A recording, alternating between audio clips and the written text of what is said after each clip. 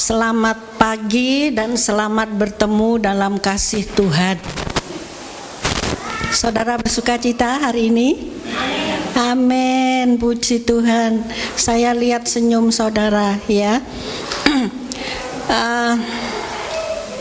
Selamat datang buat Mira, cukup kangen 2 bulan. Dan juga selamat datang buat Vivi. Ya, saudara boleh sambut Vivi. Ada 2 Vivi di sini. Yang tadi main keyboard itu Vivi juga. Puji Tuhan. Kali ini saya akan memberikan satu tema, saudara ya, tentang penundukan diri. Kenapa saya bawa ini? Gini. Pastor Gideon, saya minta daftar khotbahnya. Saya minta daftar khotbah apa-apa yang sudah dikhotbahkan gitu. Lalu dia berikan. Saya lihat, tentang penundukan diri belum. Saya ngomong sama Om. Kayaknya belum pernah ya, belum. Kamu aja yang nyampaikan gitu. Oh, ya saya ngomong dulu sama ini siapa? Sama Pastor Gideon gitu. Lalu kemudian semua diatur dan saat ini saya akan menyampaikan tentang penundukan diri di salah satu grup WhatsApp ya, di antara hamba-hamba Tuhan mengatakan demikian. Zaman sekarang ini ada generasi tunduk. Dia bilang, tunduk pada alat-alat ini ya. Tunduk pada iPad, tunduk pada iPhone, tunduk pada handphone ya. Itu kebiasaan zaman sekarang, tapi bukan itu yang saya maksud. Tapi penundukan diri yang dikehendaki oleh Tuhan. Kita akan belajar sama-sama. Sebetulnya saya tidak layak saudara untuk memberitakan ini karena penundukan diri saya belum seperti Tuhan Yesus. Ya, kalau ditanya Om ini, istrimu sudah tunduk enggak? Kayaknya Om jawabnya ya kadang-kadang ya, kadang-kadang tidak gitu ya. Tapi kita akan belajar terus saudara ya. Saya ini firman Tuhan bukan cuma untuk saudara tapi juga untuk saya. Ya, firman itu tajam seperti pedang bermata 2 untuk yang mendengar dan untuk juga yang berbicara. Ya, kita akan sama-sama belajar penundukan diri itu apa, lalu kepada siapa kita harus tunduk, lalu bagaimana kita harus tunduk dan kepada siapa kita tidak boleh tunduk. Penundukan diri itu tidak suka melawan, tidak suka berontak, sekalipun bisa berontak tapi tidak mau gitu. Sekalipun ada kesempatan untuk melawan, sekalipun dalam posisi benar, tetap tidak melawan ya. Di dalamnya ada unsur kerendahan hati, ada unsur ketaatan, ada unsur ketulusan dan juga hormat. Itu penundukan diri yang betul ya. Lalu itu kelihatan saudara, baik pada saat kita bertutur kata ya, pada saat kita berperilaku, bukan cuma pada saat kita berhadapan muka, tapi juga di belakangnya. Bagaimana sikap kita? Bukan cuma berupa kata-kata yang kita dengar lewat tulisan. Itu saya lihat di Facebook, waduh, orang kalau ngata-ngatai memberi komentar itu luar biasa. Tidak ada lagi hormatnya, tidak ada lagi tunduknya, seenaknya sendiri. Mungkin saudara pernah baca hal-hal seperti itu. Pernah baca? Iya. Saya juga saya males, saya lewati. Kalau sudah seperti itu saya lewati gitu. Waduh, ini tidak berguna. Lalu penundukan diri itu adalah salah satu bentuk dari salib Kristus. Kita lihat tadi, sekalipun bisa, sekalipun ada kesempatan, sekalipun dalam posisi benar, tetap mau tunduk, tetap mau patuh kepada firman Tuhan, tetap mau taat. Aku pilih taat kepada Kristus. Kristus itu sama dengan firman, daripada kita melawan firman, gitu ya. Jadi pilih taat, itu namanya salib hidup benar, tetap hidup benar ya. Sekalipun rasanya mau melawan daging ini, tapi tetap kita mau patuh kepada firman Tuhan. Dikatakan tadi penundukan diri, berarti diri sendiri ini harus ditundukkan, bukan ditundukkan orang lain, bukan ditundukkan oleh Tuhan karena terpaksa. Tuhan itu cinta sama kita ya, tidak dengan sewenang-wenang ditundukkan gitu, tidak ya. Tapi ada sebab-sebab yang membuat Tuhan terpaksa bertindak itu ya. Raja Nebukadnezar itu tidak tunduk, menyombongkan diri karena keberhasilannya menguasai bangsa-bangsa cukup besar ya. Ditundukkan bangsa-bangsa, menjadi pemenang saat itu. Tapi karena sombongnya, kalau tidak karena aku gitu ya, tidak mungkin seperti ini. Dan Tuhan tundukkan dari raja yang berkuasa atas banyak bangsa menjadi seperti binatang, hidup di padang, makan rumput ya.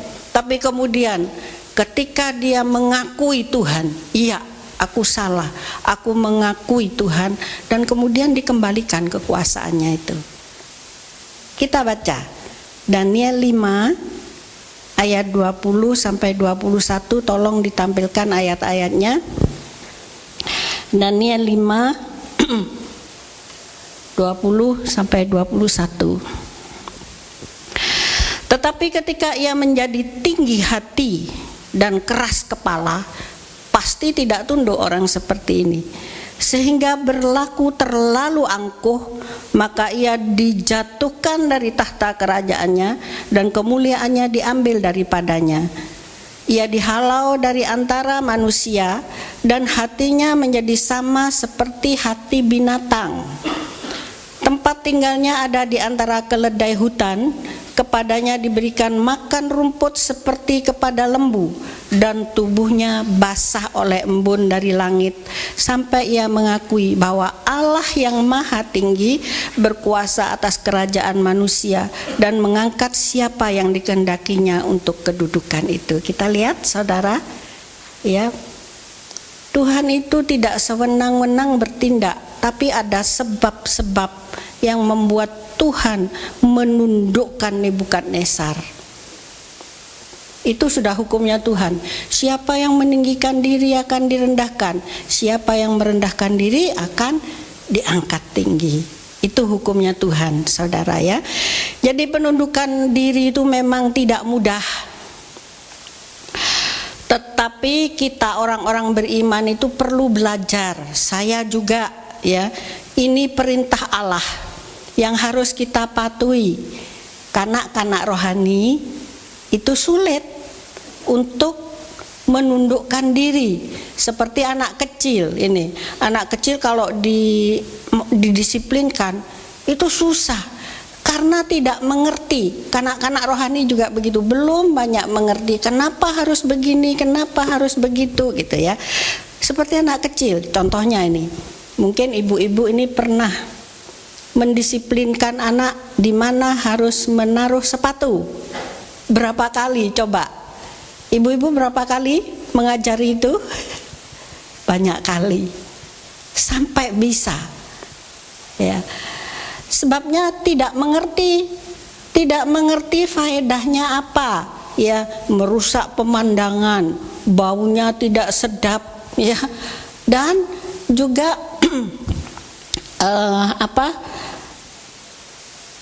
orang bisa tersandung kalau tidak ditaruh di tempatnya. Itu perlu berulang-ulang karena tidak mengerti. Jadi perlu mengerti. Juga dosa bisa membuat orang tidak bisa tunduk. Ya, setiap macam dosa. Ini zaman sekarang ini, akhir zaman seperti sudah dinubuatkan. Saya berulang kali saudara mengingatkan ayat-ayat ini. Di manusia akhir zaman itu sulit tunduk, suka berontak. Kita lihat ayat-ayatnya ya. Saudara perhatikan pada saat kita membaca, itu kelihatan sekali bahwa tidak ada penundukan diri tetapi pemberontakan, perlawanan yang terjadi ya. 2 Timotius 3 ayat 1 sampai 9. Ketahuilah bahwa pada akhir hari-hari terakhir akan datang masa yang sukar. Saudara lihat kesukaran masa-masa ini, penculikan tadi, orang semaunya sendiri ya. Manusia akan mencintai dirinya sendiri, egois dan menjadi hamba uang. Mereka akan membual dan menyombongkan diri. Mereka akan menjadi pemfitnah. Mereka akan berontak terhadap orang tua. Perhatikan baik-baik hal ini. Dan tidak tahu berterima kasih, tidak memperdulikan agama, tidak tahu mengasihi, tidak mau berdamai, suka menjelekkan orang, tidak dapat mengekang diri, garang, tidak suka yang baik, suka mengkhianat, tidak berpikir panjang, berlagak tahu, lebih menuruti hawa nafsu daripada menuruti Allah. Secara lahiriah mereka menjalankan ibadah mereka, tetapi pada hakikatnya mereka memungkiri kekuatannya. Jauhilah mereka itu. Sebab di antara mereka terdapat orang-orang yang menyelundup ke rumah orang lain, menjerat perempuan-perempuan lemah yang syarat dengan dosa dan dikuasai oleh berbagai-bagai nafsu, yang walaupun selalu ingin diajar namun tidak pernah dapat mengenal kebenaran. Sama seperti Yanes dan Yambres menentang Musa, demikian juga mereka menentang kebenaran, pasti tidak tunduk. Akal mereka bobrok dan iman mereka tidak tahan uji. Tetapi sudah pasti mereka tidak akan lebih maju, karena seperti dalam hal Yanes dan Yambres, kebohongan mereka pun akan nyata bagi semua orang. Kita lihat zaman ini, saudara bisa melihat faktanya ya. Lalu dosa apapun itu bisa menjadi sebab untuk tidak tunduk ya. Ditulis dalam 3 Yohanes 9, Diotrefes yang sombong ingin menjadi orang terkemuka ya. Kita baca ayatnya 3 Yohanes 9. Aku telah menulis sedikit kepada jemaat, tetapi Diotrefes yang ingin menjadi orang terkemuka di antara mereka tidak mau mengakui kami, tidak mengakui pimpinan yang sudah bekerja keras, menginjil, mengajar, tidak mau Diotrefes ini. Lalu Yudas ya, Yudas itu cinta uang, sampai akhirnya dia menjual gurunya yang sangat mencintai.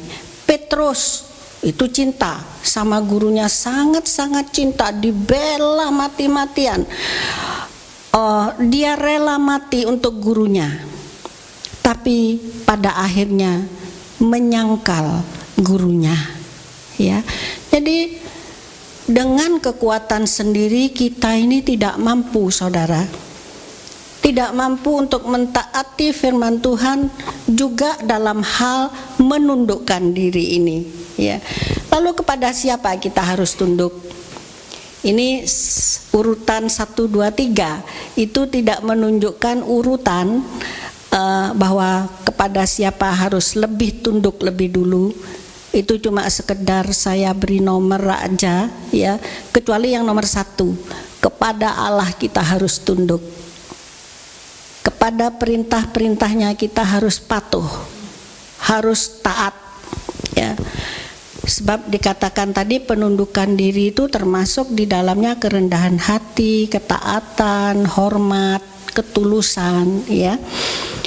Kepada Allah, kepada firman-Nya itu tersebar di seluruh Alkitab. Kalau saudara baca tokoh-tokoh Alkitab, siapa yang tunduk, siapa yang tidak, itu banyak contoh-contoh di sana. Apa akibatnya kalau tunduk dan apa akibatnya kalau tidak tunduk, itu ada semua di situ, ya. Di Alkitab itu lengkap, ditulis lengkap. Tapi bagi yang mau menundukkan diri, itu limpah dengan janji-janji Tuhan. Dan kalau Tuhan janji, pasti digenapi. Tuhan tidak pernah ingkar janji, ya. Contoh-contoh nanti akan saya berikan.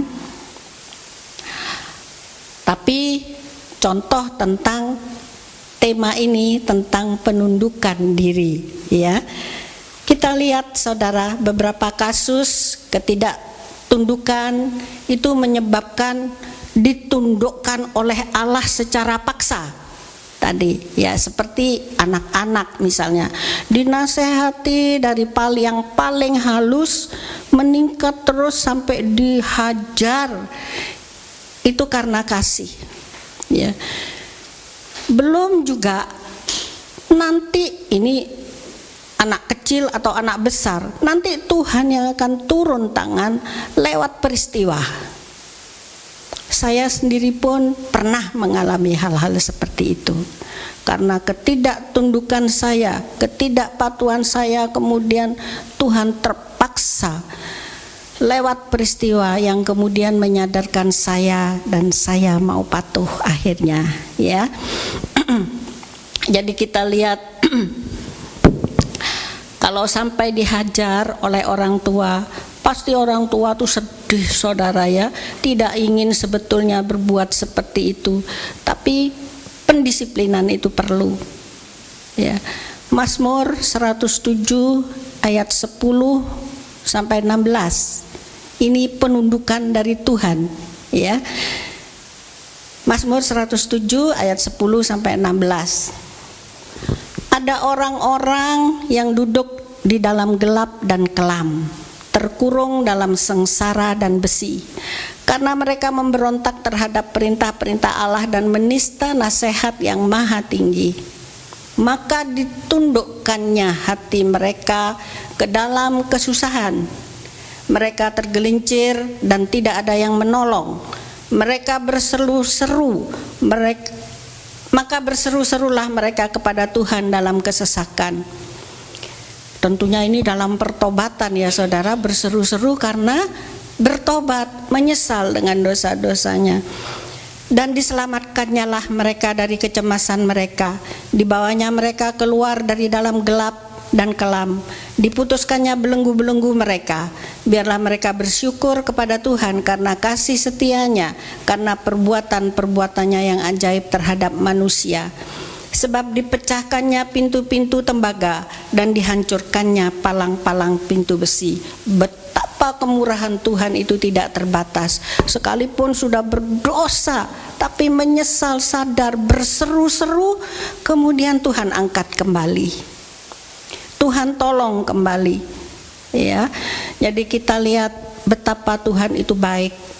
Tapi biar kita tidak menyia-nyiakan kebaikan Tuhan, menyia-nyiakan anugerah Tuhan yang besar dengan sengaja berbuat dosa. Oh, nanti kan diampuni sama Tuhan, lalu berbuat lagi hal yang sama, berbuat lagi hal yang sama. Itu namanya keras hati, saudara, ya, tidak mau bertobat. Kenapa Tuhan hajar? Itu karena cinta. Anak halal itu dihajar. Tuhan itu cinta, kita diberkati dengan limpah. Berkat jasmani Tuhan berikan, berkat rohani Tuhan berikan. Tapi Tuhan juga menghajar kalau salah.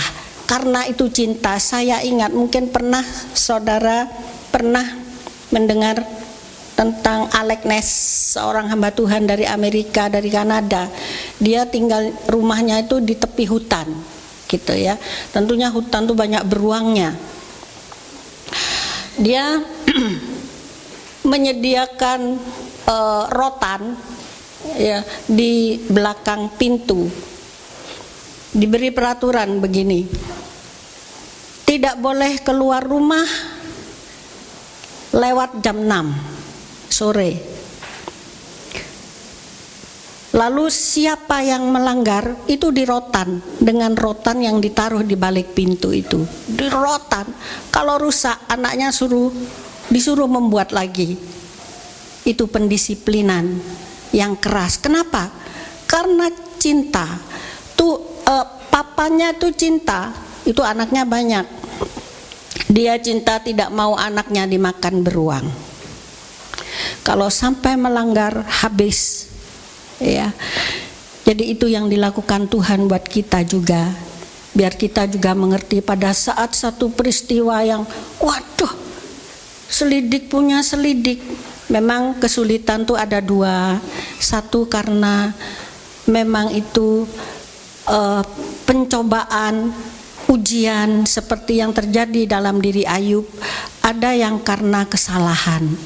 Kalau yang karena kesalahan, selidik punya selidik, ternyata salah. Lah itu cepet-cepet bertobat, Tuhan ampun. Ya, pasti Tuhan akan bertindak. Kemurahannya itu tidak terbatas. Ya, jadi kita ingat baik-baik hal ini, saudara. Itu yang nomor 1, tunduk kepada Allah, tunduk kepada perintah-perintahnya. Yang kedua, tunduk kepada orang tua, anak-anak. Siapa yang masih punya orang tua di sini? Banyak, masih banyak. Itu anak-anak sekolah minggu punya orang tua, saudara orang tuanya. Kita harus mendidik baik-baik.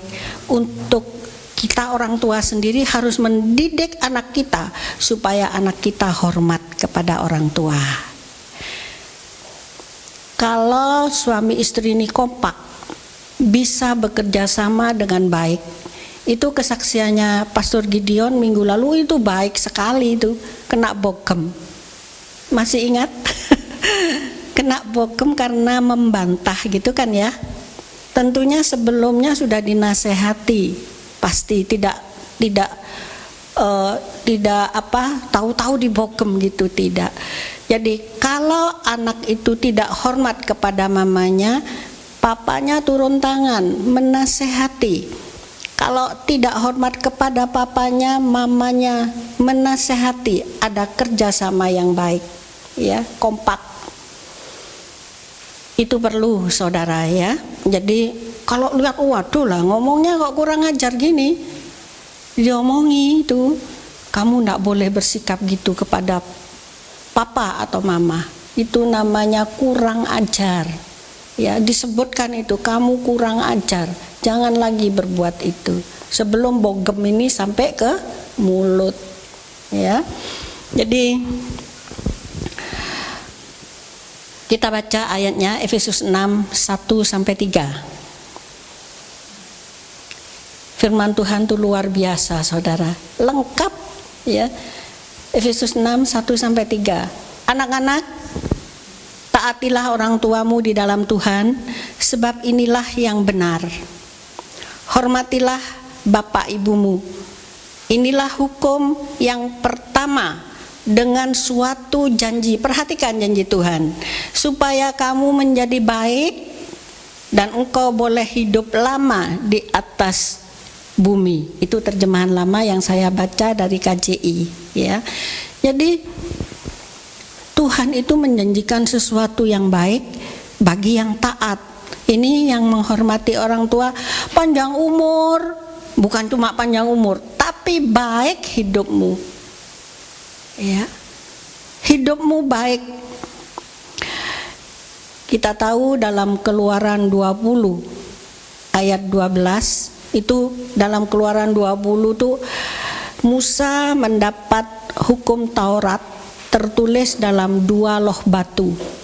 Loh batu yang pertama itu menunjukkan hubungan kita dengan Tuhan, manusia dan Tuhan.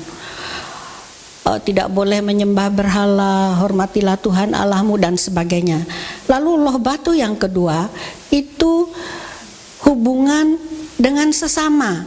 Dan yang pertama dalam loh batu yang kedua itu tertulis demikian, Keluaran 20:12. Hormatilah ayahmu dan ibumu supaya lanjut umurmu di tanah yang diberikan Tuhan Allahmu kepadamu. Ya, jadi kita lihat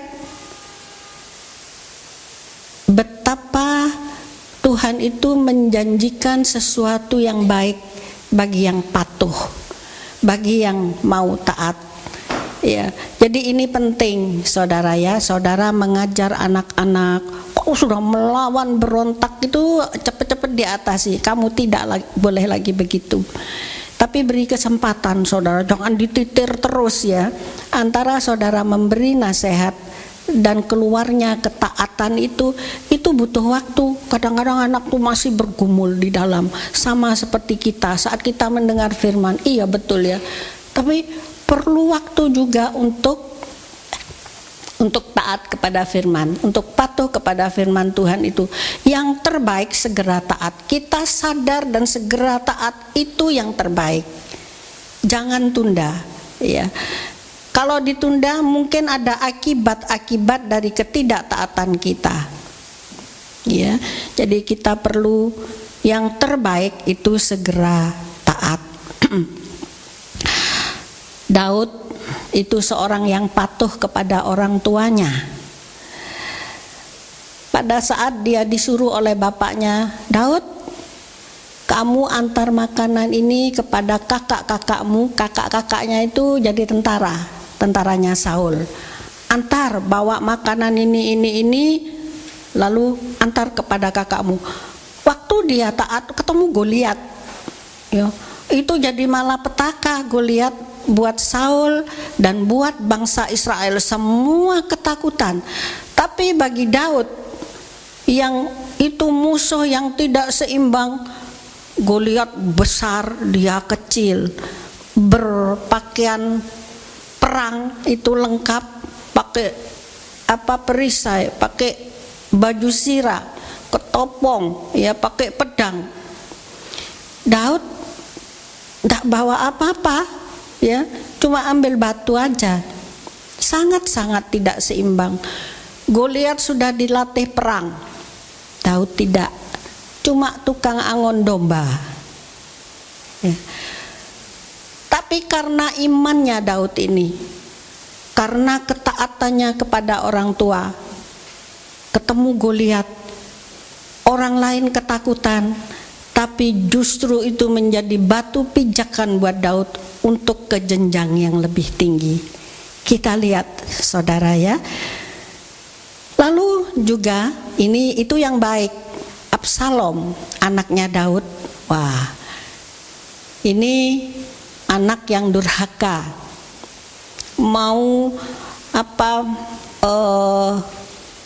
mau merampas tahta orang tuanya dengan siasat-siasat yang licik, ya,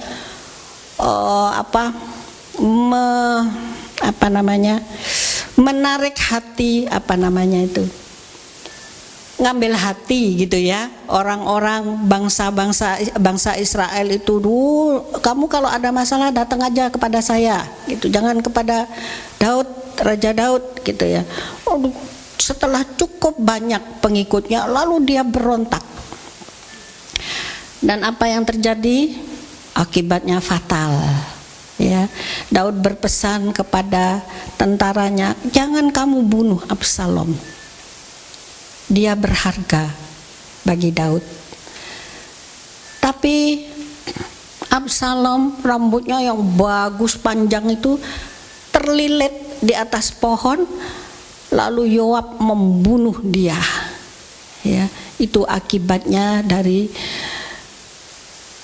ketidaktundukan kepada orang tua. Itu saya berikan cuma 2 contoh aja ya. Tentunya banyak sekali dalam Alkitab.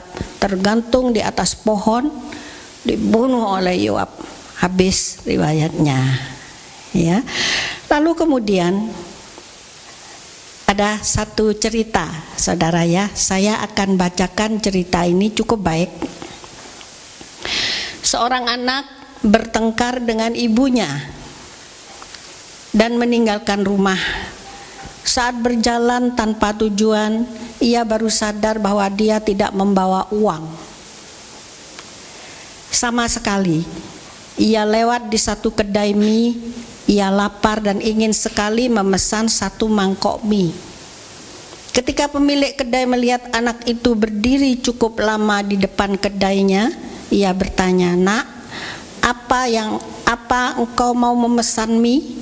"Ya, tapi aku tidak mempunyai uang," jawab anak itu dengan malu-malu. "Tidak apa-apa, aku akan mentraktirmu," jawab pemilik kedai.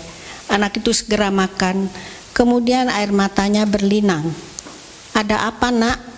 "Tidak apa-apa, aku hanya terharu karena seorang yang baru kukenal memberi aku satu mangkok mie. Sedangkan ibuku sendiri telah mengusirku dari rumah. Bapak seorang yang baru aku kenal, tetapi begitu peduli padaku." Pemilik kedai itu berkata, "Nak, mengapa kau berpikir begitu? Coba renungkan hal ini. Aku hanya memberi satu mangkok mie, dan kau begitu terharu. Ibumu telah memasak mie, nasi, dan lain-lain sampai kamu dewasa. Seharusnya kamu berterima kasih kepadanya." Anak itu terkejut mendengar hal itu dan segera menghabiskan mie-nya dan segera pulang. Begitu sampai di ambang pintu rumah, ia melihat wajah ibunya sangat cemas, dan ketika melihat anaknya, kalimat pertama yang keluar, "Nak, kau sudah pulang. Cepat masuk. Aku telah menyiapkan makan malam."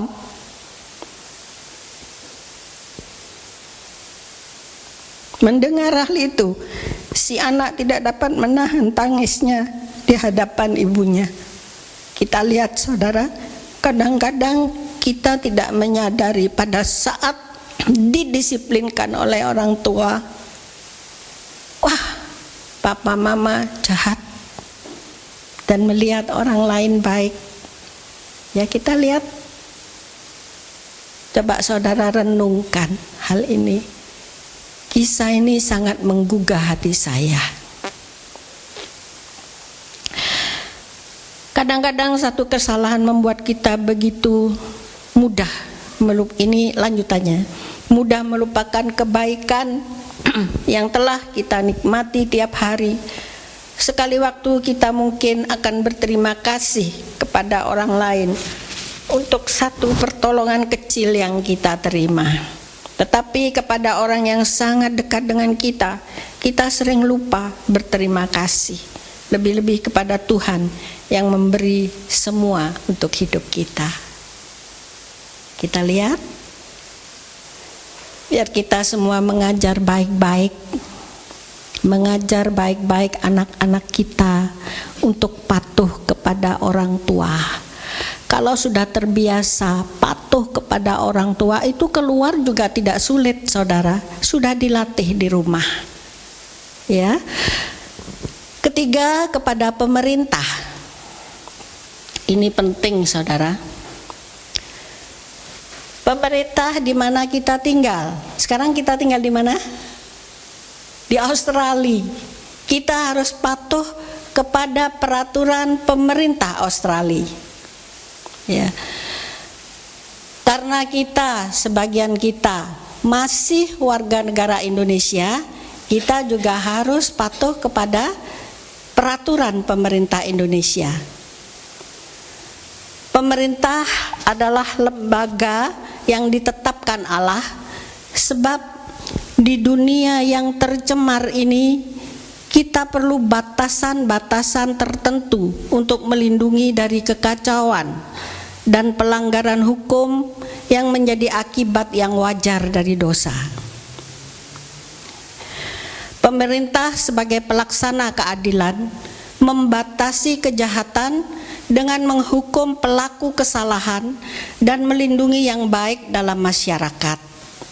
Itu tujuannya pemerintah, itu ditetapkan oleh Allah supaya semuanya berjalan dengan baik, yang jahat tidak merajalela, dan yang korban kejahatan itu mendapat keadilan, mendapat perlindungan. Itu maksudnya ada pemerintah yang benar, ya.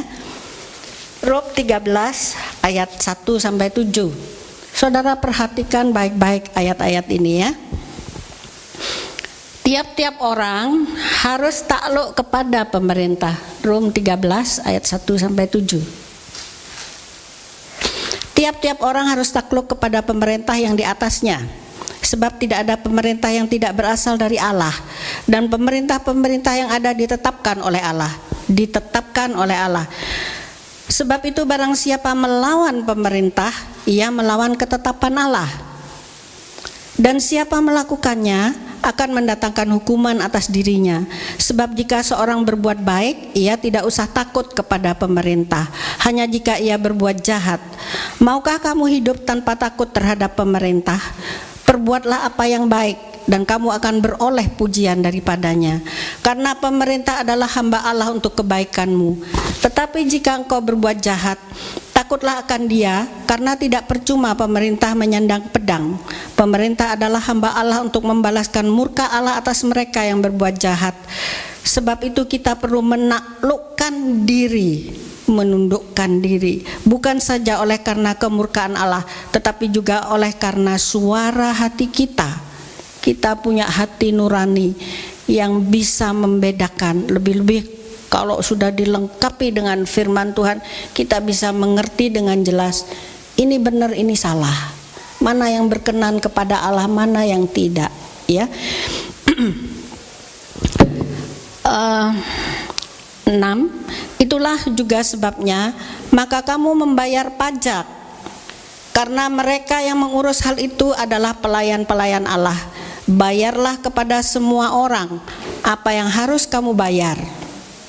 Pajak kepada orang yang berhak menerima pajak, cukai kepada orang yang berhak menerima cukai, rasa takut kepada orang yang berhak menerima rasa takut, dan hormat kepada orang yang berhak menerima hormat. Ya, jelas bahwa kita harus menundukkan diri, harus patuh kepada peraturan pemerintah di mana kita tinggal maupun di mana kita berasal. 1 Petrus 2 13 sampai 17.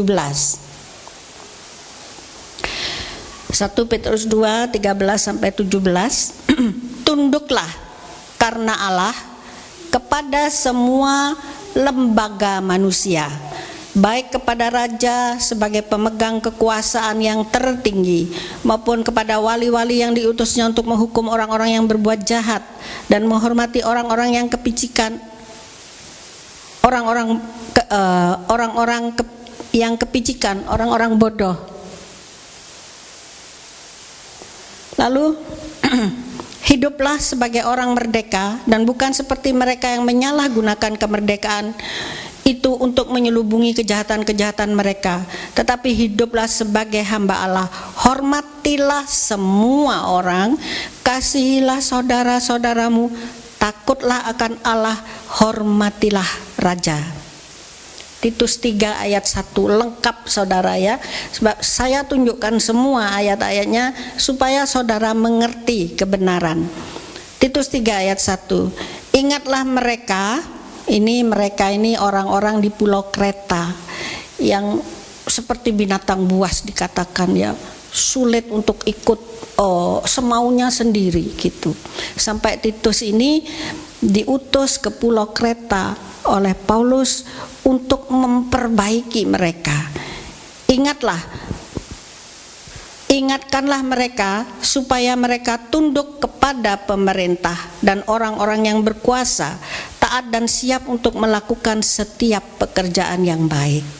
Nah, kita di Australia ini apa sih yang harus kita patuhi? Ini saya tidak semuanya, antara lain, ya. Nomor 1, status kita harus legal.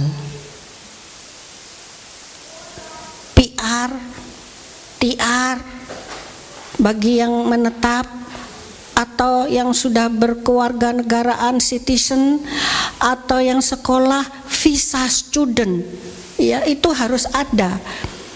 Jadi jangan ilegal. Itu susah saudara, yang ilegal itu dikejar-kejar gitu ya. Nanti ada yang laporkan lalu dipenjara, di mana itu namanya. Lalu kemudian dipulangkan. Wah, itu bikin repot. Ya, biar kita semua status kita harus legal.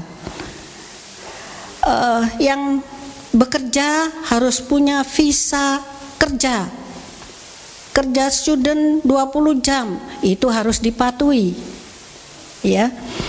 Lalu patuh kepada peraturan-peraturan yang berlaku. Lalu lintas bagaimana, pasti lain dengan negara kita, ya. Lalu insurance dan lain-lain itu kita harus patuhi baik-baik. Hak pilih pada saat election perdana menteri atau yang lain-lain itu juga jangan kita abaikan. Kita pakai baik-baik sebab satu suara itu sangat berpengaruh bagi yang citizen tentunya, ya. Lalu dalam membangun rumah, saudara ya, wah itu banyak peraturannya. Pada saat kami membangun rumah, tiap-tiap rumah kita ini di konsel itu ada denahnya. Pada saat kita mungkin mau merenovasi, menambah ruangan, itu dilihat perlu izin konsel, berapa persen dari tanah kita ini boleh dibangun. Lalu persyaratannya apa lagi? Persetujuan tetangga. Sudah setuju enggak tetangga kiri, kanan, belakang? Itu kalau dibangun seperti itu minta persetujuan tetangga. Lalu kemudian setiap tahap selesai dibangun ini, itu petugas konsel datang, ya, melihat sudah memenuhi persyaratan atau enggak. Kamar mandinya itu kayunya pakai yang waterproof enggak, itu dilihat. Lalu jendela, rumah kami itu dilewati pesawat, harus jendelanya double. Nah, mahal, lebih mahal dari yang biasa, tapi kita harus patuh dan membeli jendela yang mahal itu untuk dipasang supaya tidak berisik, jadi tidak mengganggu. Itu baik peraturan itu, ya. Jadi kita harus patuh betul-betul, ya. Peraturan apa yang sudah ditetapkan oleh pemerintah, kita harus patuhi, kita harus menundukkan diri dan lain-lain. Masih banyak, tapi kalau saya jelaskan semua, saudara nggak pulang nanti. Lalu juga kepada pemimpin rohani, lah kita juga harus patuh, saudara ya. Kalau kita tidak patuh kepada pemimpin rohani, wah gereja bubar. Jadi gereja Bukit Sion itu di bawah naungan Foursquare, gereja Foursquare. Juga berasal dari Bukit Zaitun Pusat. Nah, kita harus mematuhi peraturan-peraturan dari pihak Foursquare maupun dari Bukit Zaitun supaya semuanya berjalan dengan teratur dan baik. Di gereja lokal itu juga ada gembala sidang, pastor, ada gembala kecil, ketua seksi, guru sekolah minggu, pimpinan youth. Itu semua ada yang harus kita patuhi. Sekalipun mungkin pemimpinnya itu tidak bertitel, ya. Lalu yang dipimpin ini S3 misalnya, kita harus tetap patuh. Ya, saya kagum dengan seorang opa tua dari Rafidim. Dia seorang yang pintar, usianya sudah lanjut. Anak cucunya bertitel berhasil dokter, cucunya juga dokter. Tapi dia sangat patuh kepada pimpinan, sekalipun pimpinannya itu biasa, tidak bertitel, ya, tapi patuh. Oh, main drama ya, ya, oke, main drama, pinter omnya sekalipun sudah tua. patuh pada saat dilatih, Om harus begini, harus begitu. Oke, mau. Sehingga drama itu berjalan dengan baik dan bisa menjadi berkat. Ya. Ketika disuruh berdoa, Om tolong didoakan ya, si A sakit ini, si B sakit ini, si C sakit ini. Lalu kemudian didoakan juga orang-orang yang belum bertobat di suku mana gitu ya. Ya, dia berdoa, doa lama, lalu diem. Ada yang kelupaan, beban doanya apa lupa. Lalu dia berteriak, apalagi Ibu Ana. Jadi di tengah-tengah doanya, di tengah-tengah dia berdoa, dia berteriak, apalagi Ibu Ana gitu. Lalu diomongin ya, beban doanya ini gitu. Oh iya, dia teruskan berdoa. Patuh pada saat gereja lokal mengalami krisis pimpinan, dia sebagai majelis ya, dia tetap sebagai penopang, tidak keluar dari gereja itu, tapi dia menopang terus untuk berlangsungnya ibadah di gereja itu. Saya kagum saudara, dan sampai saat-saat terakhir dia tetap cinta Tuhan. Dia menjadi teladan buat saya secara pribadi ya.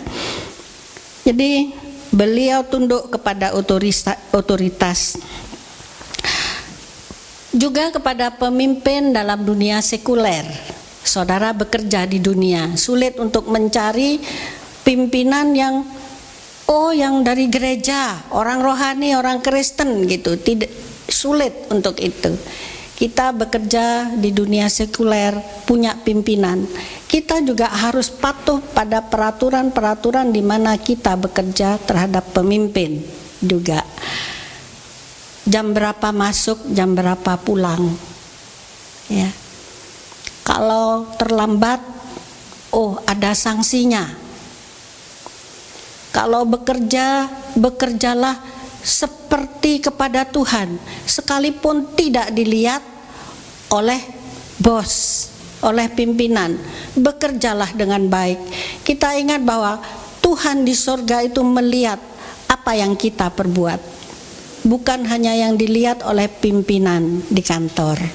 Ya, bekerjalah dengan baik. Kita baca 1 Petrus 2 ayat 18, tolong ditampilkan. Kita hidup di dunia ini, 1 Petrus 2:18. Kita hidup di dunia itu diutus untuk menjadi garam dan terang dunia. Ya, kita harus menerangi yang gelap-gelap gitu. Yang tawar-tawar itu digarami jadi berkat, maksudnya bahkan untuk membawa jiwa-jiwa kepada Tuhan. Kita harus menjadi teladan yang baik buat dimanapun kita berada, bisa menjadi berkat dan tidak menjadi batu sontoan ya. Hai kamu hamba-hamba, tunduklah dengan penuh ketakutan kepada Tuanmu, bukan saja kepada yang baik dan peramah, tetapi juga kepada yang bengis. Waduh, kepada yang bengis. Jadi kita harus patuh ya, kecuali kalau kita disuruh hal-hal yang salah. Di Indonesia kan biasa kan ya, bayar pajak itu disuruh buat 2 buku pembukuan, itu boleh tidak taat, lebih baik keluar. Ada pekerjaan lain yang menyenangkan hati Tuhan dan saudara diberkati. Itu juga tertulis dalam Kolose 3:22 ayat 23, coba ditampilkan.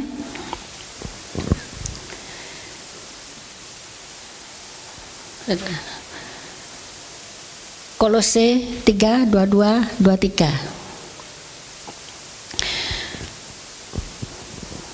Ya. Hai hamba-hamba, taatilah Tuhanmu yang di dunia ini dalam segala hal, jangan hanya di hadapan mereka saja untuk menyenangkan mereka, melainkan dengan tulus hati karena takut akan Tuhan. 23. Apapun juga yang kamu perbuat, perbuatlah dengan segenap hatimu seperti untuk Tuhan dan bukan untuk manusia. Ya, kita lihat. Jadi kita harus patuh kepada pimpinan, baik secara rohani juga di dunia sekuler. Tunduk itu tidak berarti diam, acuh kalau pemimpin salah. Tidak. Kita boleh memberikan usulan, kita boleh memberikan pendapat, dan pimpinan membuka diri untuk nasihat untuk pendapat itu, tapi dengan cara Tuhan dan dengan nasihat-nasihat yang baik yang sesuai dengan firman Tuhan. Kalaupun usulan pendapat tidak diterima, sabar ya, jangan berontak, jangan melawan. Ini ada ayat yang baik saudara ya, Ibrani 13 ayat 7 dan 17. Pegang baik-baik ayat-ayat firman Tuhan ini, Ibrani 13 ayat 7 dan 17. Ingatlah akan pemimpin-pemimpin kamu yang telah menyampaikan firman Allah kepadamu. Perhatikanlah akhir hidup mereka. 17.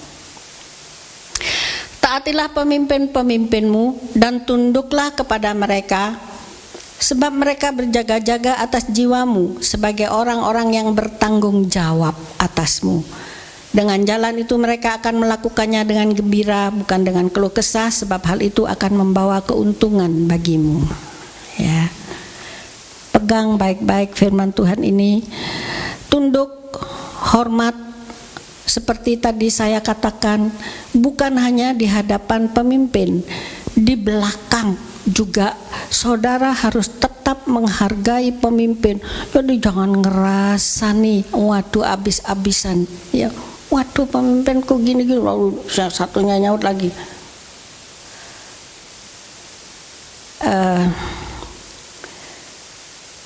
Kalau ada kesalahan, coba cari solusinya yang baik gitu ya. Jadi jangan dibicarakan di belakang, difitnah, dirasani, memperbesar masalah gitu ya. Saya pernah saudara ya, dalam satu mobil bertujuh ibu-ibu semua. Lalu satu nyeletuk, tes, mengeluarkan unek-unek ini. Waduh ini gini gitu. Satunya nyaut lagi, makin membakar. Lalu yang lain juga, jadi hangat. Saya susah, betul-betul saya susah. Saya tidak bisa nyaut, Tuhan apa yang bisa saya perbuat gitu. Lalu kemudian saya ingat satu hal. Ketika retreat hamba-hamba Tuhan dan saya ceritakan kepada mereka, tidak mudah loh jadi seorang pemimpin itu. Saya ceritakan dalam retreat hamba-hamba Tuhan, ibu-ibu gembala tuh ngumpul. Lalu saya ajukan pertanyaan, coba ibu, saya ingin tahu pendapat ibu-ibu itu apa? Apa sih suka dukanya jadi ibu gembala? Mereka bilang satu, dituntut untuk jadi sempurna, disorot segala seginya gitu ya. Bukan cuma ibu gembalanya, bapak gembala, anak-anak itu disorot kuat, dituntut untuk sempurna. Saya ceritakan itu tidak mudah menjadi seorang pemimpin. Memang dipilih pemimpin yang baik, tapi kalau toh terjadi kesalahan, tidak diperlakukan seperti itu ya. Lalu saya katakan bahwa tidak mudah seorang pemimpin itu menyerahkan diri kepada Tuhan karena cintanya kepada Tuhan, meninggalkan segala sesuatunya untuk Tuhan. Tidak banyak orang yang mau dengan rela hati meninggalkan segala sesuatunya untuk Tuhan karena cinta Tuhan ya. Kemudian mereka diam. Saya senang. Saya senang. Stop pembicaraannya sampai di situ. Jadi kita lihat saudara, semua punya kekurangan, pernah salah, Tetapi pada saat pemimpin salah, itu satu kesempatan emas untuk belajar taat, untuk menundukkan diri kepada pemimpin. Ya, itu Yosua. Saya senang baca kisahnya Yosua. Itu menjadi abdinya Musa sejak muda. Itu tertulis dalam Bilangan 11:28. Tunduk kepada Musa. Tidak diceritakan ada pemberontakan seperti Korah dan kawan-kawan. Setia, patuh ya, kepada Musa sebagai pemimpin, dan akhirnya karena kesetiaannya, karena kepatuhannya, akhirnya dipilih Tuhan untuk menjadi pemimpin bangsa Israel, pengganti Musa, mengeluarkan bangsa Israel itu. Bentar ya saudara.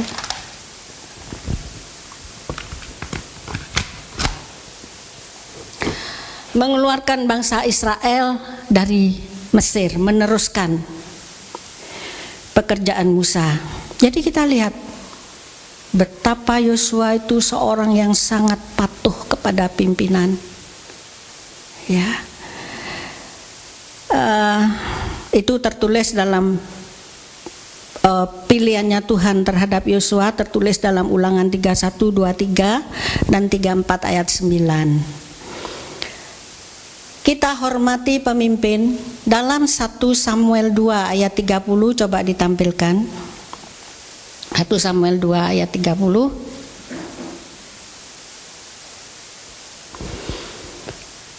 Siapa menghormat, sebab itu demikianlah firman Tuhan Allah Israel, sesungguhnya aku telah berjanji keluargamu dan kaummu akan hidup di hadapanku selamanya. Tetapi sekarang demikianlah firman Tuhan, jauhlah hal itu daripadaku, sebab siapa yang menghormati aku, Tuhan, akan kuhormati, tetapi siapa yang menghina aku akan dipandang rendah.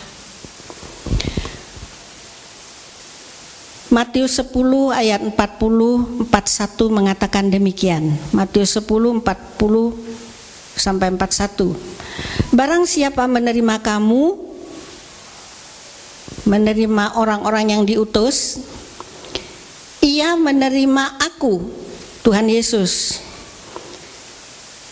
Dan barang siapa menerima aku, menerima Tuhan Yesus, ia menerima Dia yang mengutus aku, Bapa di sorga. Dan barang siapa yang menerima seorang nabi karena nabi namanya, akan menerima pahala seorang nabi.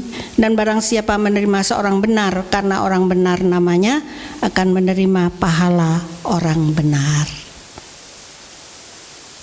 Hormati pemimpin, saudara akan menerima pahala seperti pemimpin.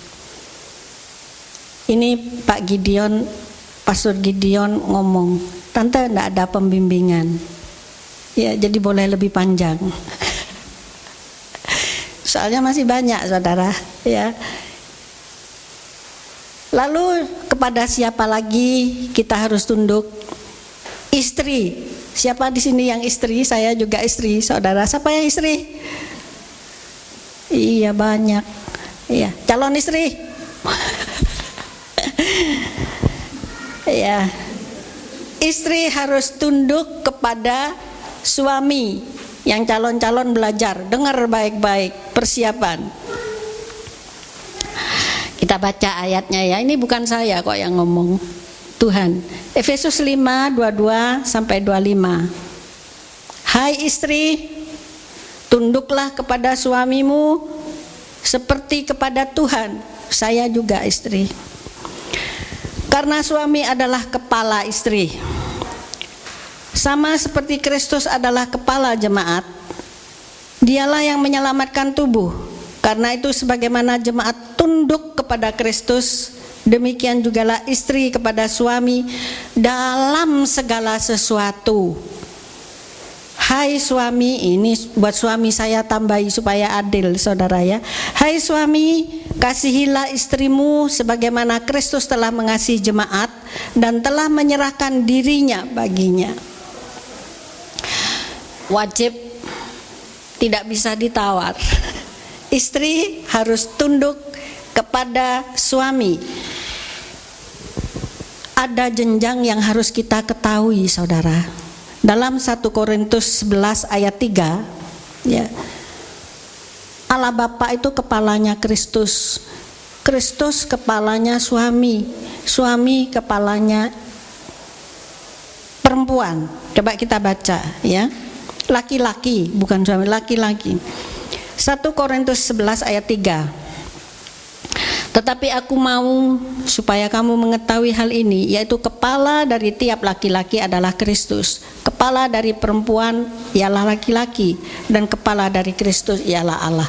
Kalau kita memenuhi, menempatkan diri sesuai dengan posisi ini, pasti rumah tangga kita akan bahagia, pasti, ya, karena itu peraturan Allah.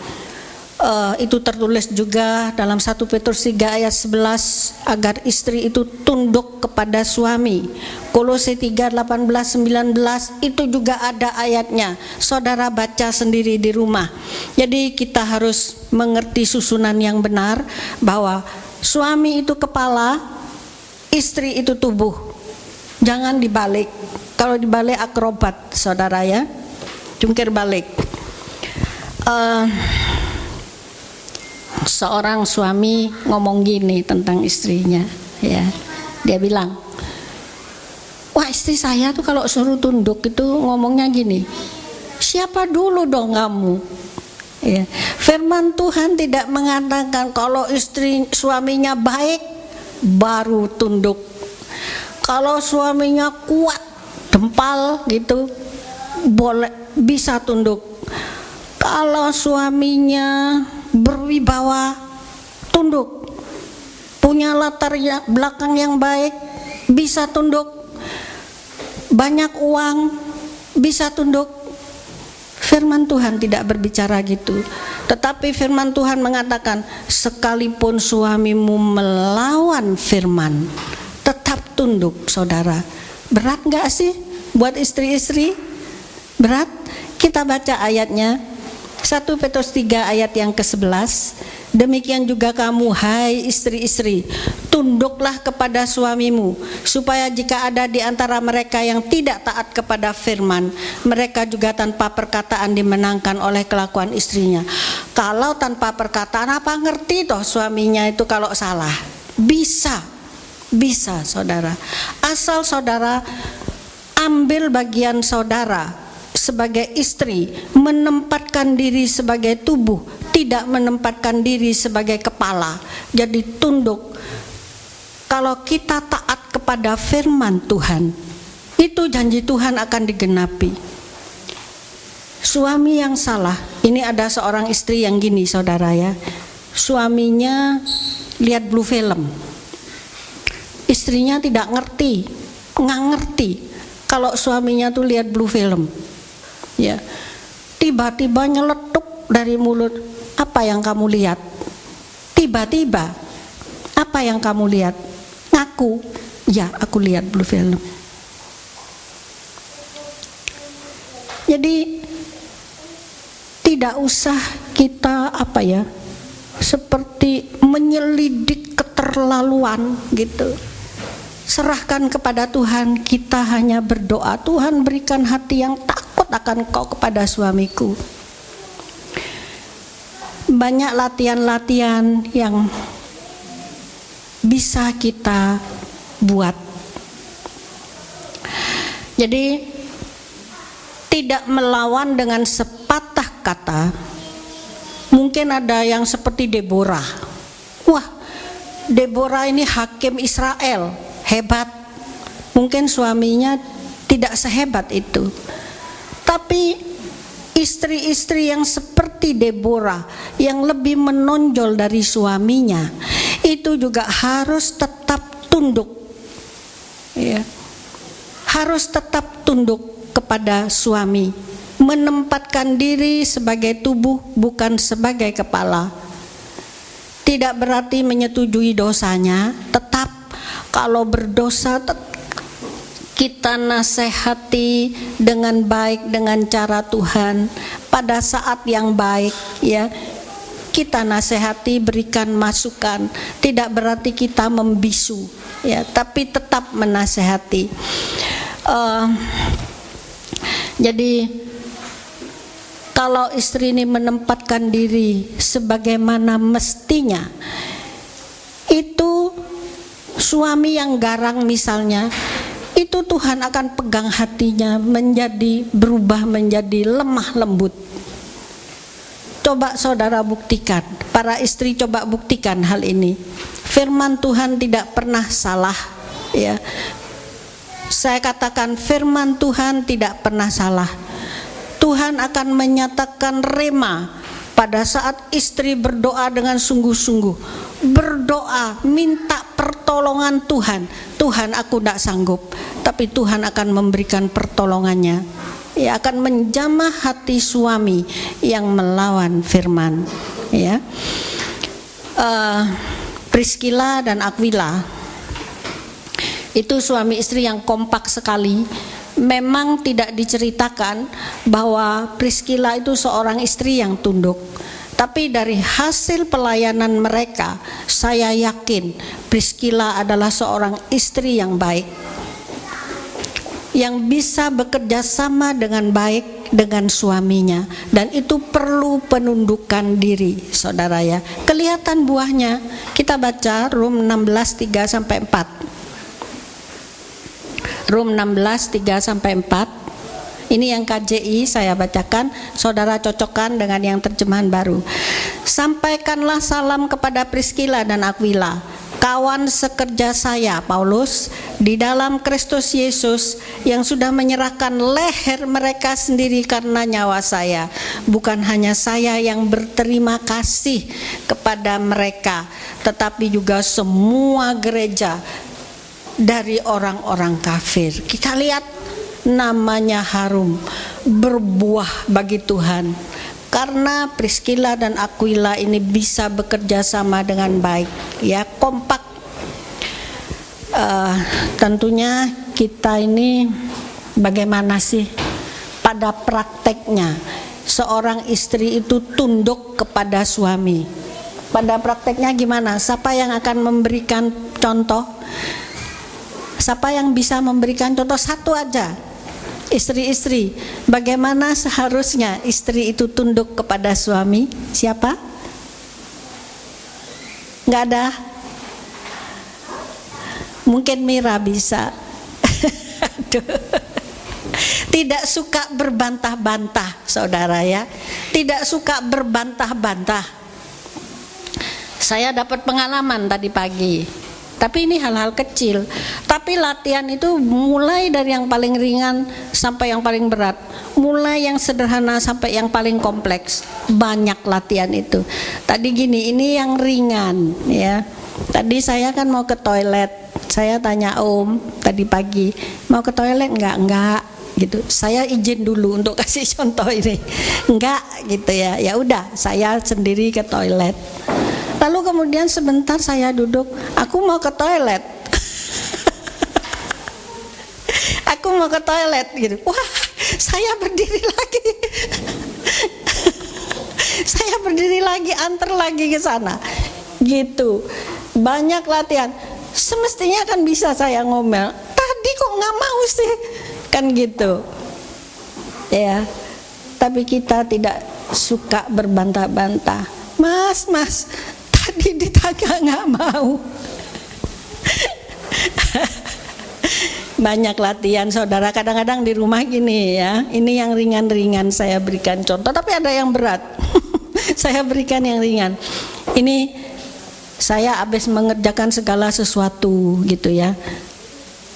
Lalu pagi ini, saya bangun pagi, lalu saya ngerjakan beres semua, lalu saya duduk untuk saat teduh. Baru duduk, tolong tegakkan. Jadi saya berdiri lagi. Ya, baru duduk. Ya. Oh, kenapa nggak tadi ya waktu berdiri gitu ya? Udah, saya berdiri lagi, saya tegakkan lagi. Banyak kebutuhan yang harus saya penuhi dan perlu penundukan diri dan tidak ngomel. Ya. Itu hal-hal yang biasa. Ada yang luar biasa, tapi saya tidak ceritakan, saudara ya. Jadi jangan berteriak pada saat suami melakukan kesalahan di depan orang banyak. Istri-istri harus punya bahasa isyarat yang perlu dimengerti satu sama lain. Jangan berteriak, jangan bersuara keras, disenggol atau dengan kedipan mata atau apapun, sampai tidak memperbesar masalah dan tidak terdengar orang lain kesalahan suami. Itu salah satunya ya. Jadi tidak memperbesar masalah. Ataupun sekalipun tidak dilihat orang banyak, di kamar melakukan kesalahan, tidak ada yang tahu. Kita tahu bahwa mata Tuhan melihat di surga apa yang kita perbuat. Apa yang kita perbuat terhadap suami itu nyambung ke surga, nyambung ke Tuhan ya, dan akan ada akibatnya gitu kalau tidak diperbaiki. Banyak latihan dalam hidup sehari-hari ini saudara ya, untuk kita bisa menundukkan diri baik kepada pemerintah, kepada pemimpin, antara suami istri, anak, orang tua. Banyak latihan saudara.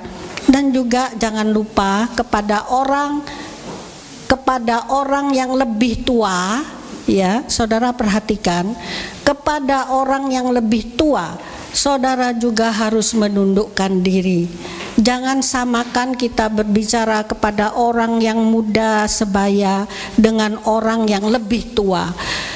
Kita punya sopan santun yang baik ya.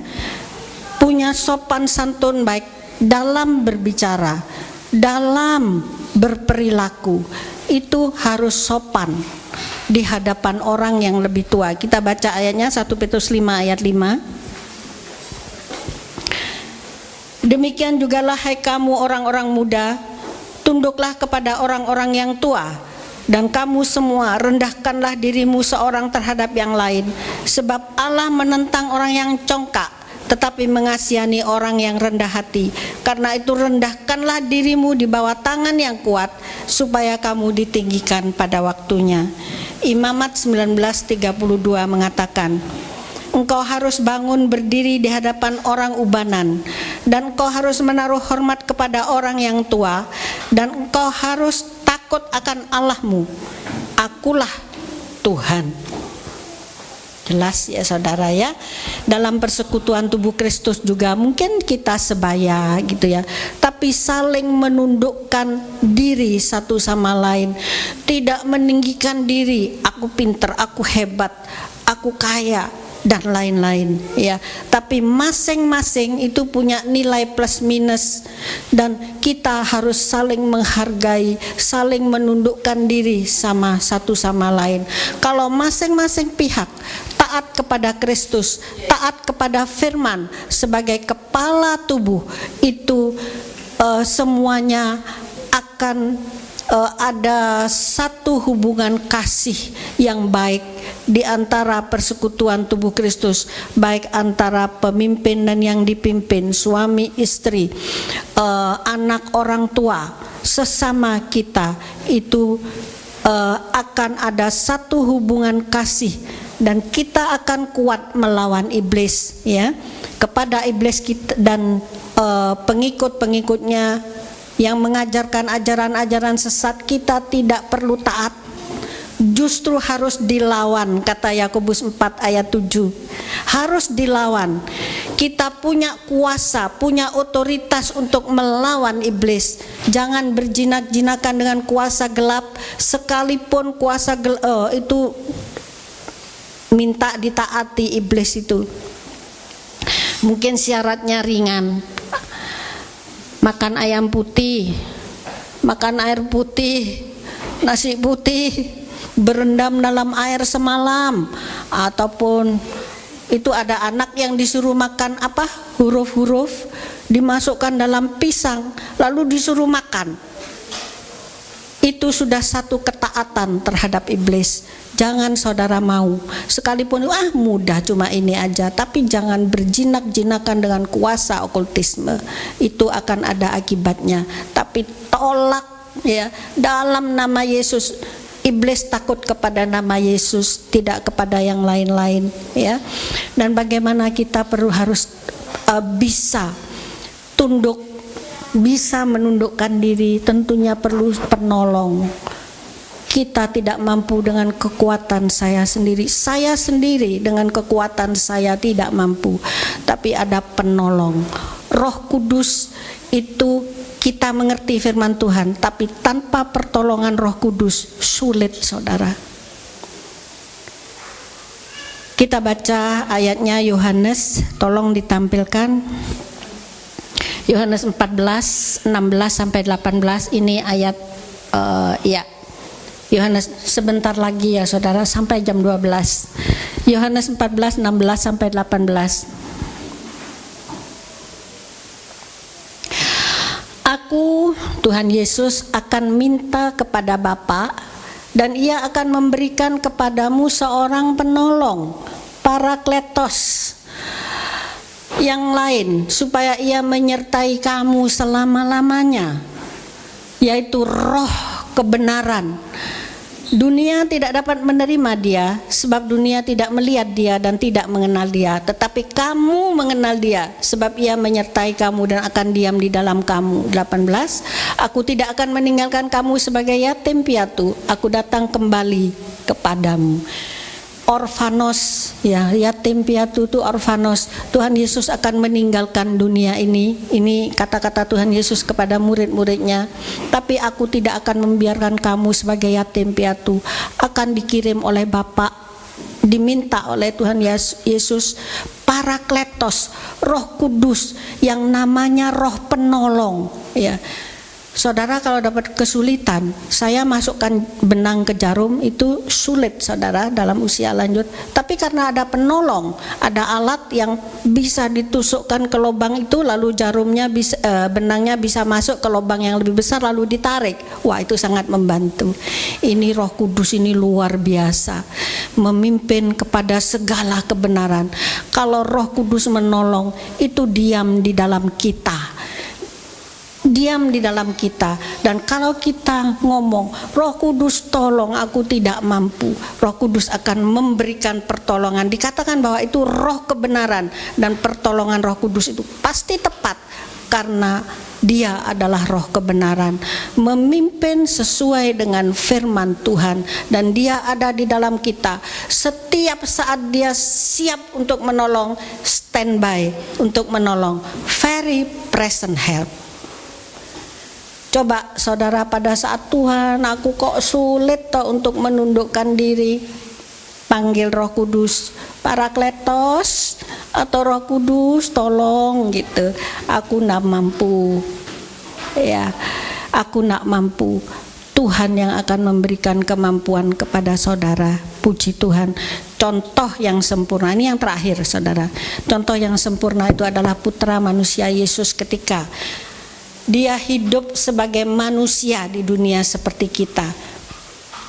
Bisa marah, bisa melawan, bisa berontak, tapi Dia tidak mau. Dia patuh kepada Bapa di sorga. Dia patuh kepada bapak ibunya di dunia, Yusuf dan Maria. Sekalipun Dia Allah, Dia patuh. Ini kepada Yohanes itu saling menundukkan diri, saudara. Ya, jadi sudah diberikan contoh oleh putra manusia Yesus kepada pemerintah juga menundukkan diri. Disuruh bayar pajak, ya bayar, ya. Tuhan Yesus bayar. Saudara baca sendiri ayat-ayatnya dalam Markus 12, 13 sampai 17 itu pada saat disuruh bayar pajak. Dan kita baca ayat yang terakhir Matius 3, 13 sampai 17. Coba ditampilkan Matius 3, 13 sampai 17. Itu bagaimana putra manusia Yesus dan Yohanes Pembaptis itu masih saudara sepupu kalau nggak salah ya, masih ada hubungan keluarga, masing-masing punya tugas sendiri-sendiri. Dan ketika bertemu waktu dibaptis, ini yang terjadi, Tuhan Yesus dibaptis. Maka datanglah Yesus dari Galilea ke sungai Yordan kepada Yohanes untuk dibaptis olehnya. Jadi Tuhan Yesus itu datang di sungai Yordan, ayo baptis aku gitu. Tetapi Yohanes mencegah dia, katanya, akulah yang perlu dibaptis olehmu. Engkau akan datang kepadaku, dalam King James, mengapa engkau datang kepadaku? Lalu Yesus menjawab, katanya, biarlah hal itu terjadi, karena demikianlah sepatutnya kita menggenapkan seluruh kehendak Allah. Dan ia melihat roh Allah seperti burung merpati turun ke atasnya. Lalu terdengarlah suara dari surga mengatakan, inilah anakku yang kukasihi, kepadanya aku berkenan. Ya. Jadi mereka saling menghormati satu sama lain. Ya. Kita lihat dalam ayat-ayat tadi, Yohanes Pembaptis dan putra manusia Yesus. Biar kita juga sesama kita di gereja ini juga saling menundukkan diri satu sama lain. Puji Tuhan. Saya akhiri firman Tuhan. Kita akan nyanyi ya, Yesus Tuhan ditinggikan. Kita minta pertolongan Roh Kudus. Roh Kudus, mungkin di antara saudara juga ada yang tidak mampu melaksanakan firman Tuhan ini. Biar kita semua minta pertolongan Roh Kudus dan terus belajar. Saya pun perlu terus belajar, ya. Kita akan bangkit berdiri, saudara. Kita nyanyikan lagu ini bersama-sama. Dengan segenap hati, hanya Dia yang bisa memberikan kemampuan buat kita, bukan dengan kuat gagah, tetapi oleh Roh Tuhan.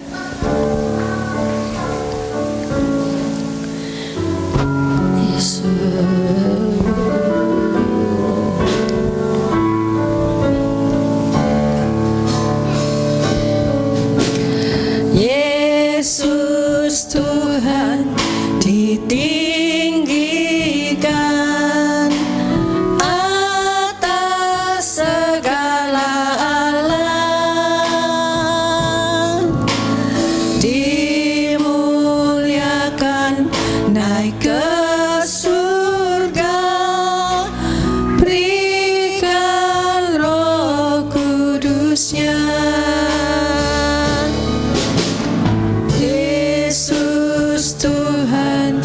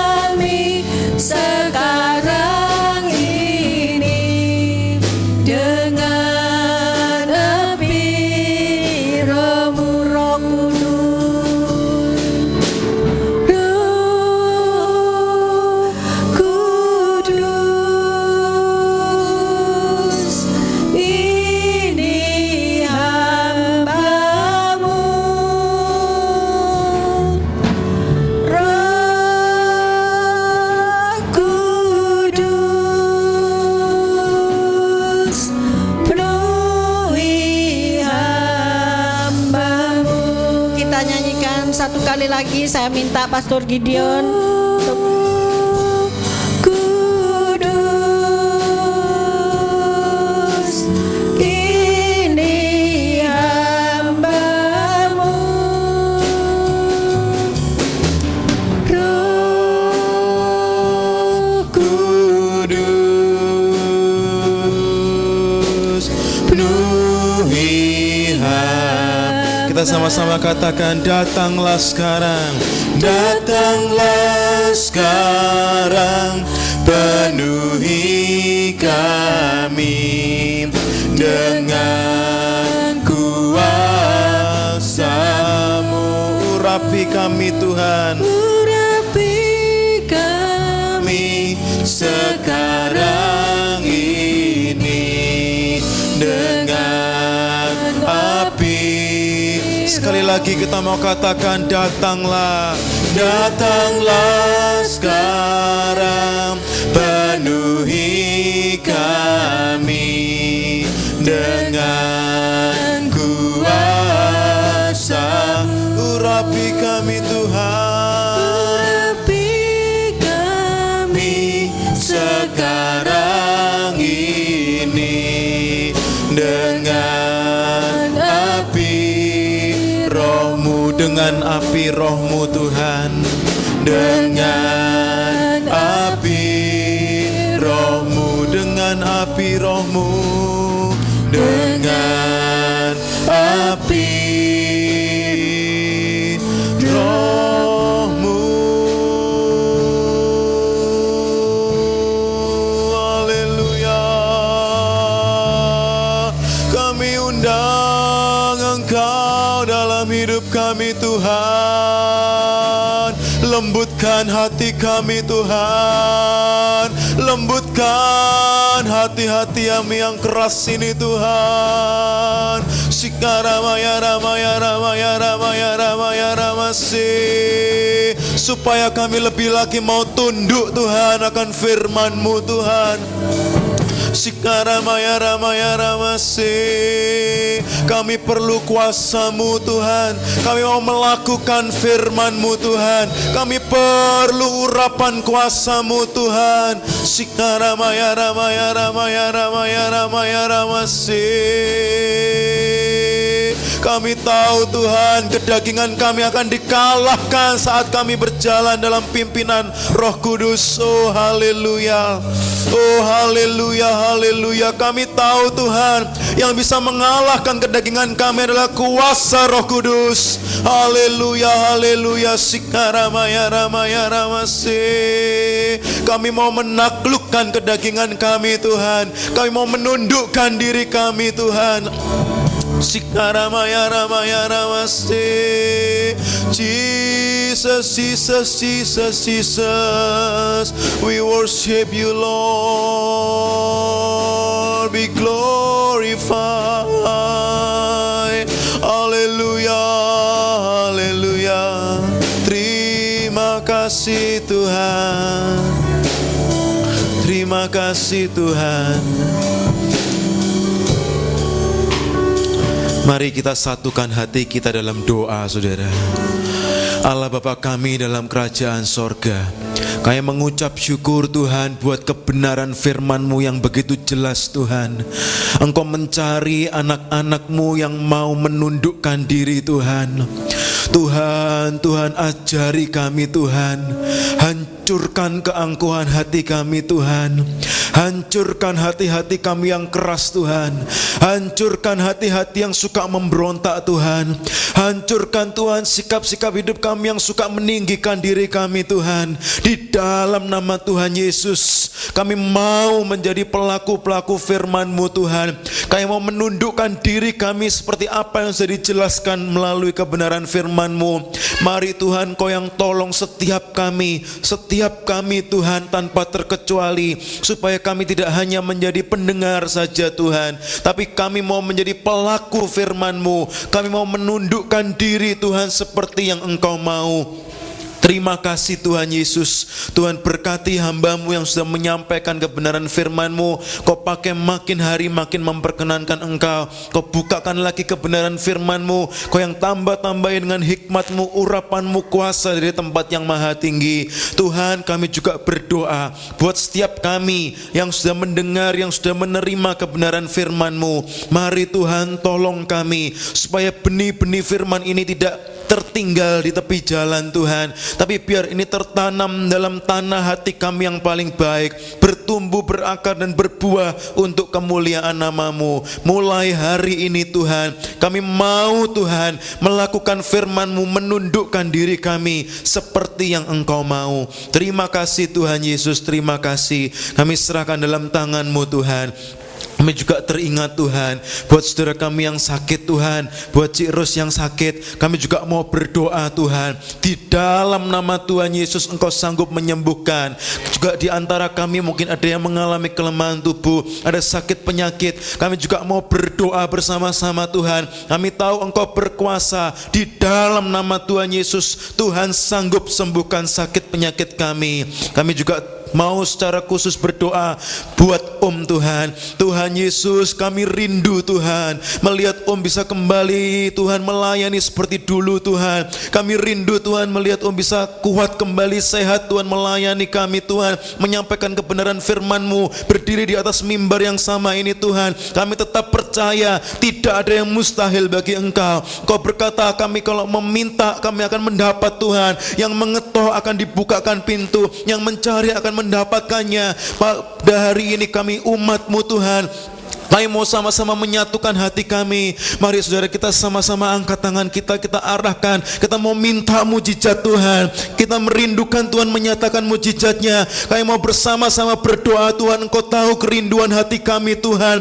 Kami bersama-sama berseru di dalam nama Tuhan Yesus. Kami minta Tuhan, kami ketok Tuhan, kami minta Tuhan di dalam nama Tuhan Yesus. Kami cari kesembuhan itu dari Engkau Tuhan. Kami percaya Tuhan di atas semua, Engkau hebat di atas semua tenaga-tenaga medis yang ada. Di saat tenaga medis sudah sampai pada batasnya Tuhan, tidak bisa berbuat apa-apa, kami percaya Tuhan Kau sanggup menyatakan mujizat-Mu di dalam nama Tuhan Yesus. Bangkitkan iman kami semua Tuhan. Terima kasih Tuhan, terima kasih. Kami serahkan semuanya di dalam tangan-Mu Tuhan. Hanya di dalam nama Tuhan Yesus Kristus kami sudah berdoa dan mengucap syukur. Haleluya. Setiap kita mau katakan amin. Puji Tuhan.